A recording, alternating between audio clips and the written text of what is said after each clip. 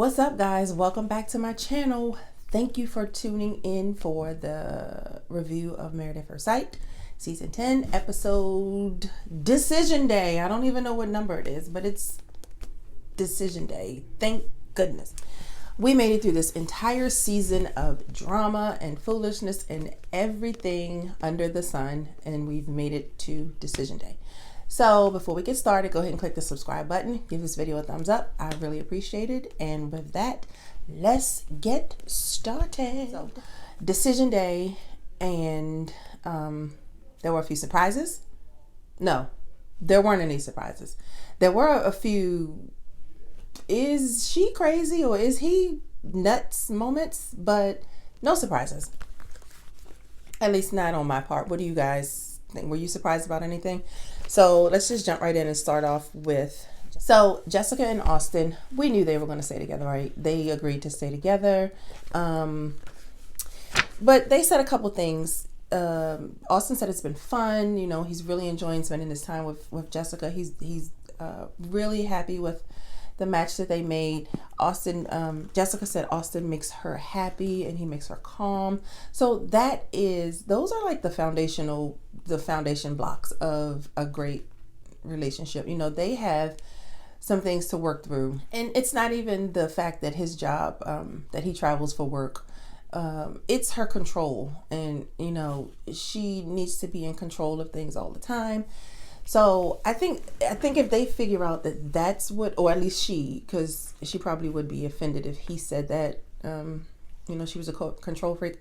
But I think if they figure out that that's where they need to start working, then the rest of it will be gravy. You know, they kept bringing up the L word, and Austin eventually said it. He said he regret not saying it a few days before when she said it, and I guess like Pastor Cal did help him understand that just saying the word is just a formality. Like, he's already showing it, he's already feeling it, he's already going through all of the motions. He just saying the word is just a formality. So he went on, he said it, and it didn't feel like he was pressured to me. It did feel, he said he wanted the moment to be organic and it wanted to flow, and it felt like that. In my opinion, like, I didn't feel like he was pressured. Had he said it before, it would have felt a little more pressure, like it was pressure. But this felt right. This moment felt right. So I'm glad he said it. I'm glad she was happy with it. I'm glad they decided to stay together. It didn't look like they were moving to another place. It looked like they were settling into where they were. But yeah, they decided to stay together. No surprises there. What do you guys think? I know you're not surprised. I know you guys aren't surprised because your comments all season long have, you know, indicated that you thought Jessica and Austin were gonna make it. Next up was the Brandon and Taylor. Why? But I guess everybody had to come to the Decision Day table. Taylor showed up first. She's there. You know, they played with us to make us think Brandon, you know, may or may not show up. And honestly, I thought he was not going to show up because he does not like the cameras. He doesn't want to be in front of the cameras. But here's the thing. Brandon is a jerk. He's a jerk. He's just ugly. Just ugly. And Taylor isn't any better. Like, she is, we all knew, obviously, that they were going to say no. But I felt like the way that he responded, Brandon, made me think that he and Taylor talked about saying yes. I mean, we've already seen that they've been hooking up off camera. He comes over, whatever. And I feel like she may have told him that she would say yes. But you know, she's manipulative. She likes drama, and she likes to look like the good guy in this relationship. So I think if she told him in their private moments that she would say yes and then come to the table and say no, then that makes him look like a jerk. That makes her look like the defeated victim. And because he doesn't know how to respond to stuff, he doesn't know how to communicate, so he gets up and has a temper tantrum, and you know, it's just like, whatever, screw all of y'all. He blames production for everything that has gone wrong. Of course, he doesn't take any responsibility for his own actions, but that's Brandon. That's how he's been the whole season. Yeah, they just don't belong together. They are like oil, gasoline, and a flame. They are just explosive, and it does not work. And oh well. But yeah, we shouldn't spend too much more energy on them, right? They are not together. They are divorced, annulled, whatever. They're not together. More power to the rest of us.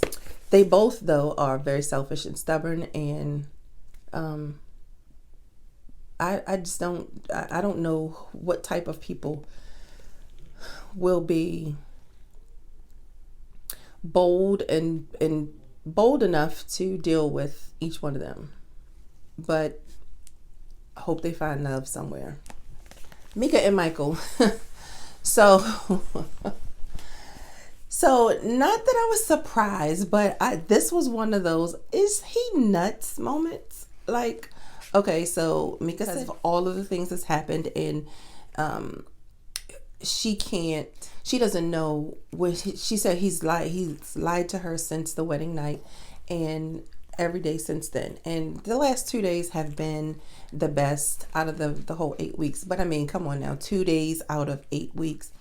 Those 2 days to me are not indicative of who he really is. I feel the rest of the days are more probable of that is who he is. He's the lying person. Even when he was on the couch and he was talking and they were asking him about, why does he lie? First of all, he hates being confronted about it.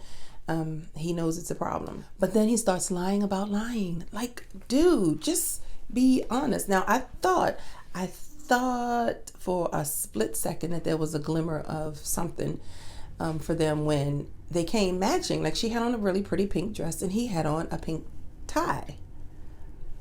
So I thought that was giving a little bit of maybe. But Mika said no. Like, she's like, no, I've learned a lot about him. I've learned a lot about myself, and I've grown a lot. And I'm just ready to move on. Let's move past this. He tried to say, I really don't believe in divorce, and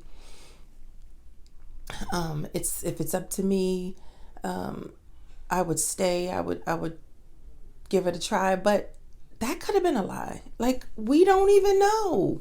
We don't know, little boy who cried wolf. Like, say something that's true. Is your name really Michael? Come on, give us something. So I'm glad that she decided that she couldn't deal with it anymore.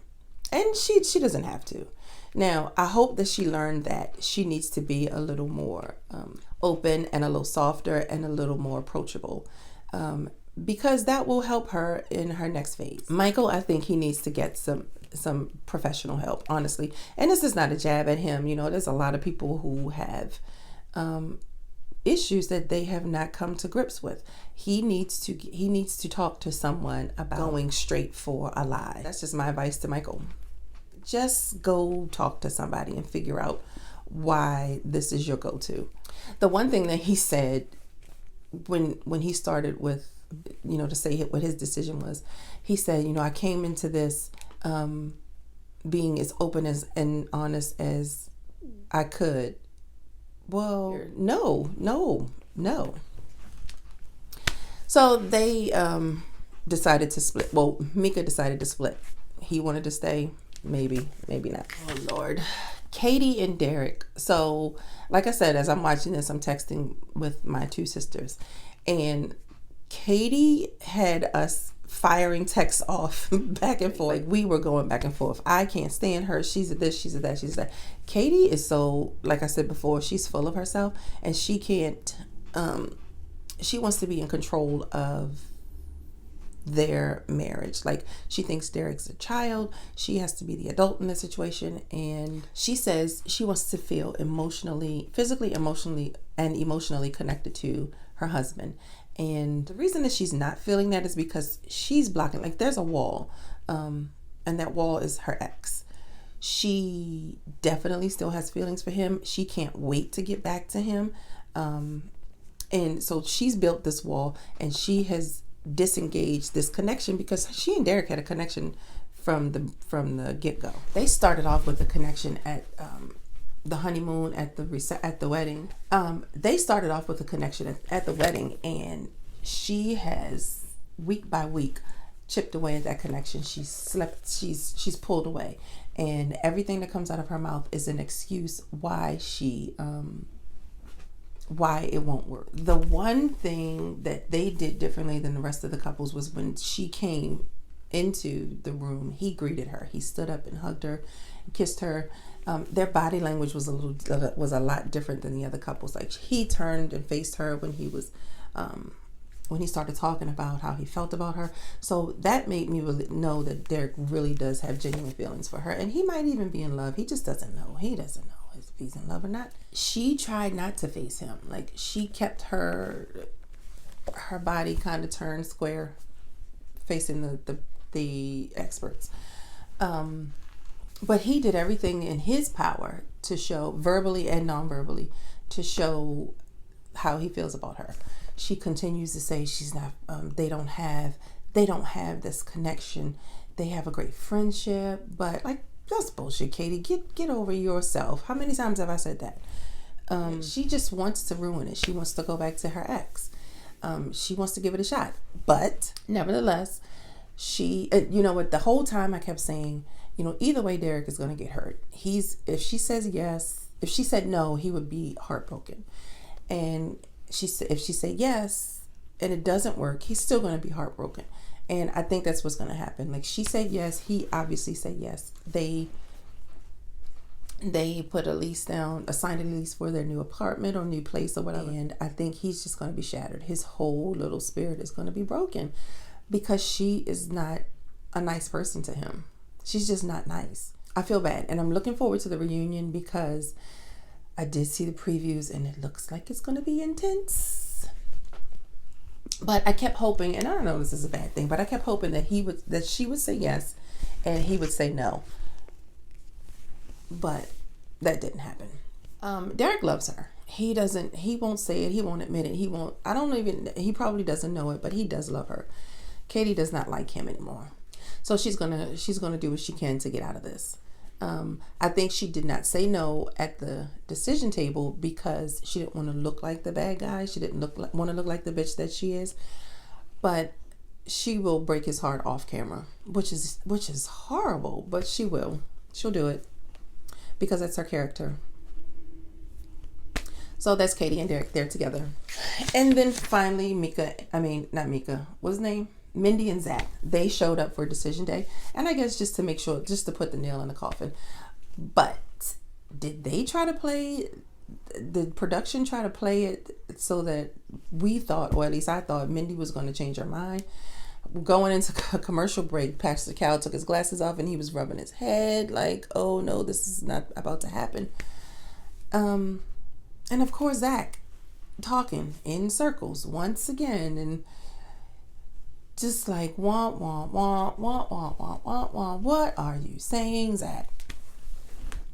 And Mindy's like, yeah, that was the best decision that I could have made. Zach is going to make a great husband to somebody sometime, at some point, but it just won't be her. Like, he won't be, I think he'll make a great husband to himself. He is so about himself. And I'm so glad that Pastor Cal is calling him out on that. Like, are you here? Were you just here for TV? Of course he was. Like I said weeks and weeks ago, every time Zach is on camera, he's posing. Look how pretty he looked on that couch. He was all posed. His hands were nice and manicured. He had his little 5 o'clock, 6 o'clock shadow, whatever it is, little scraggly looking beard face. Like, he was perfectly done for the camera. He hasn't been around Mindy since the divorce, since she called it off. So he had no intentions of being with her. And then he wants to cry, like he's crying. I didn't mean to hurt her, but when you say but, that negates everything that you said before then. I didn't mean to hurt her, but you did. So again, more power to Mindy. She's a bigger and better person, and she's gonna take what she's learned through this experience and grow from it. And I just hope her family doesn't hang it over her head, throw it back in her face. We told you so type thing. But she'll be fine. I think Mindy will land on her feet and be fine. Pastor Cal made a comment to, I think it was Mika and Michael, that we have to take responsibility for our own truths and live in our own truth. Yeah, I think it's everybody should take some stock in that statement. At the end, they all get together, or most of them get together at a bar for a drink. Brandon is the no-show. We knew that. I was surprised to see Zach there. I think Zach and Mindy would be fine as just buddies, like hang out every now and then or whatever.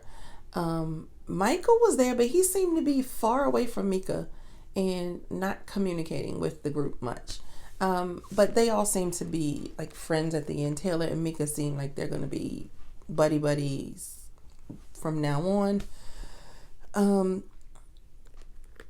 Jessica's really concerned about everybody, you know, and they all seem to genuinely like each other, the ones that are left. I don't get, but yeah. So that was decision day, guys. What did you think? Did you have any surprises? Any aha moments? Is she crazy? Is he crazy? What the hell are they thinking moments? So we have one more episode, which is the reunion show. And that, in my opinion, is my favorite episode out of all of them, because that's the closest that we'll see. I mean, that's the most current version of each couple that we'll see. So thanks again for watching. Click the subscribe button, don't forget. And I will see you guys same time, same place for one last run of Married at First Sight next week. All right. Have a great week, guys. Stay safe. See ya.